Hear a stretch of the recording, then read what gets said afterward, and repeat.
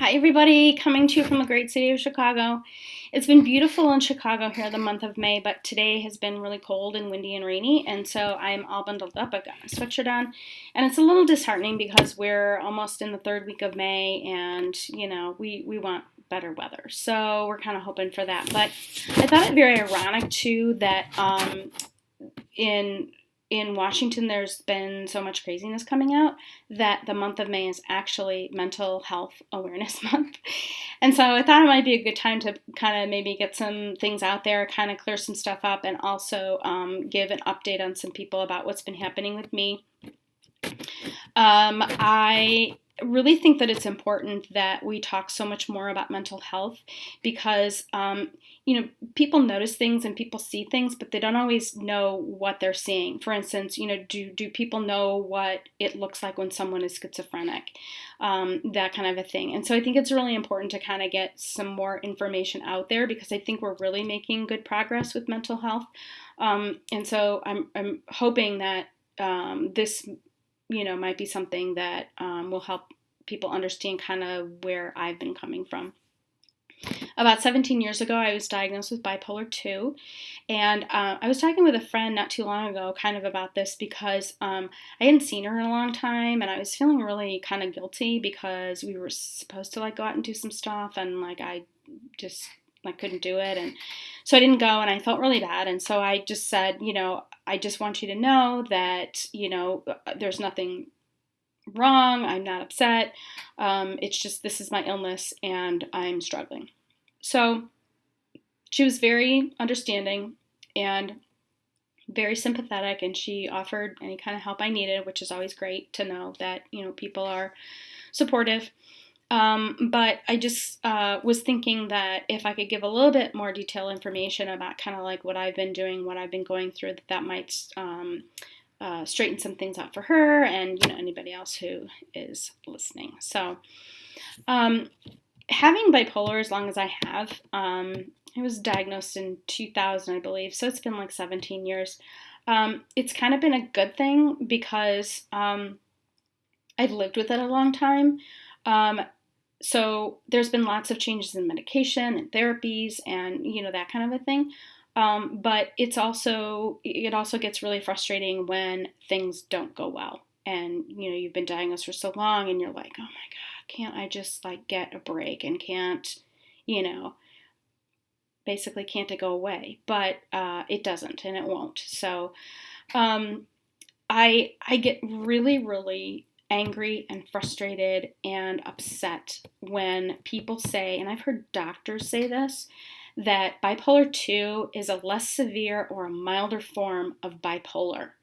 And I can tell you that someone who has lived with it as long as I have, someone who has been diagnosed as long as I have, and someone who has struggled as much as I have, that there is nothing less severe or mild about it. So when you're talking about mood, so most people are here in the middle, right? They kind of go up and they kind of go down and that kind of a thing. And the important thing is that not just that they go up and down, but that they come back. They come back to that baseline kind of in a small section right here. And the difference between people that are that suffer from bipolar and don't is that people that don't, they can regulate. They can regulate their mood. They can say, it just was a horrible day. It was just awful. I can't even believe how bad it was. But then they say, I'm done with work. I don't have to worry about it tomorrow, or I'm my report is over with, or whatever happens. They can come home and they can say, I'm going to enjoy this movie, or I'm looking forward to a party, or that kind of stuff. Us bipolar people, us bipolar peeps, we can't do that.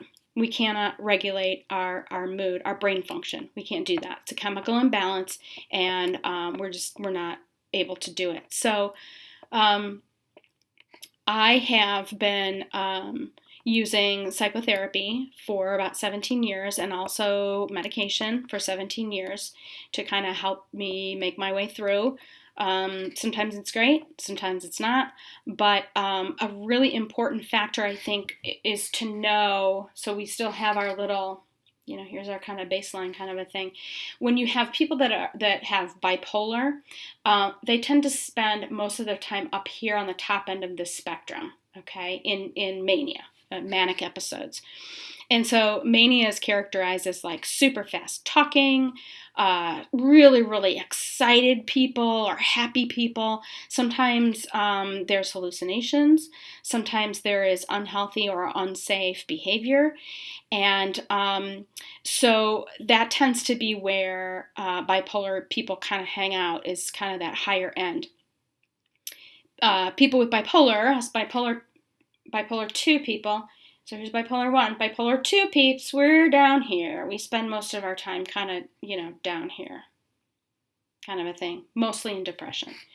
And so we do have mania. However, it's not as intense as bipolar mania.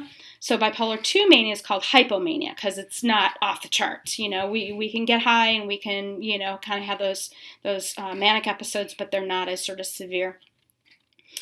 And so the difference between the bipolar mood and someone who's able to regulate is the intensity of the episodes of the mania or the depression, the length of them, and then also life disruption.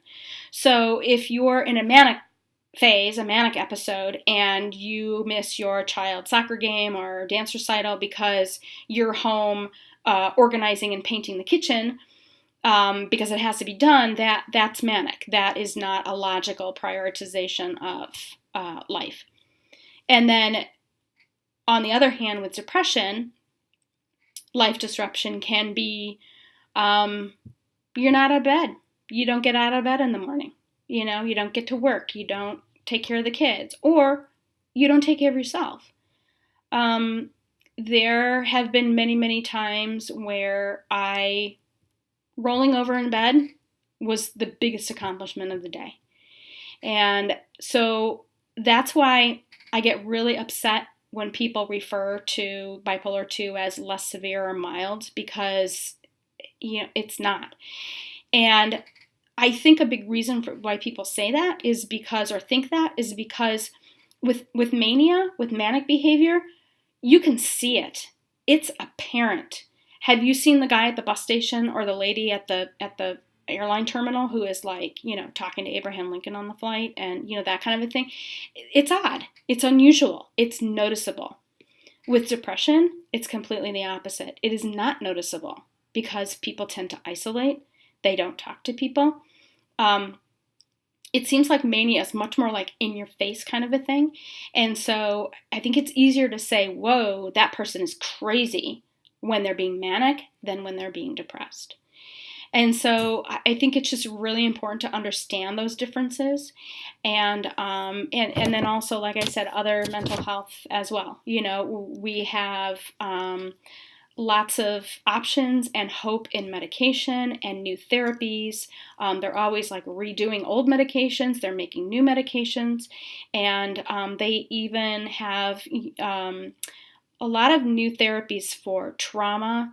And they still have electroshock therapy for schizophrenia and some bipolar and depression and things like that. And it's not One Flew Over the Cuckoo's Nest anymore. It's not, it's just not, it's not violent like that. It's much more scientific, and, they've just done a lot of good stuff with it, and people have found results. So there's always that hope, and there's always something to kind of cling to. But the number one thing is just kind of identifying kind of what's going on, and especially within yourself.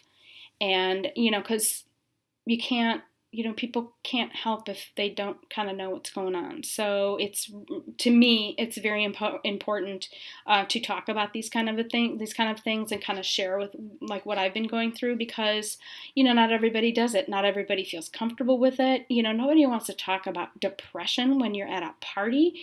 If you're being manic and you're like dancing around and you're like, bouncing off the ceiling, that's great. People think you're gonna have a good time.